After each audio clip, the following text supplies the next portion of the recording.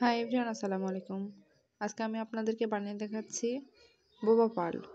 তার জন্য আমার প্রথমে লাগছে কিছুটা সাবুদানার পাউডার, তার সাথে দিয়ে দিচ্ছি কোকো পাউডার। আমি এগুলোকে ভালোভাবে চেড়ে নিচ্ছি। তারপরে এর সাথে আমি অ্যাড করছি 2 টেবিল চামচ চিনি। তারপরে এখানে কিছুটা গরম পানি দিয়ে ভালোভাবে ডোটাকে মেখে নিচ্ছি।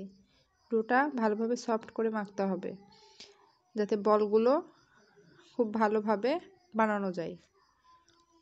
ডোটা ভালোভাবে মাখা হয়ে গেলে আমি একে একে বলগুলো তৈরি করে নিচ্ছি।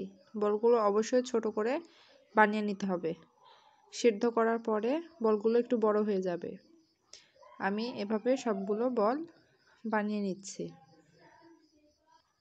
তারপরে অন্য একটি পাত্রে সাবুদানার পাউডার ছিটিয়ে বলগুলোকে মাখিয়ে নিচ্ছি, যাতে একটার সাথে আরেকটা না লেগে যায়। তারপরে অন্য একটা পাত্রে পানি গরম করে তার মধ্যে পার্লগুলো দিয়ে দিচ্ছি। কিছুক্ষণ নাড়াচাড়া করে পার্লগুলোকে সিদ্ধ করে নিচ্ছি।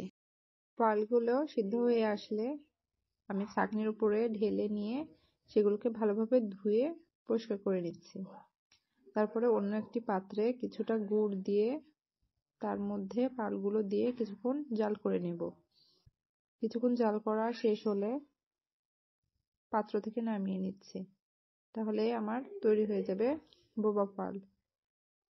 ভিডিওটি অবশ্যই ভালো লাগলে লাইক, কমেন্ট, শেয়ার করতে ভুলবেন না।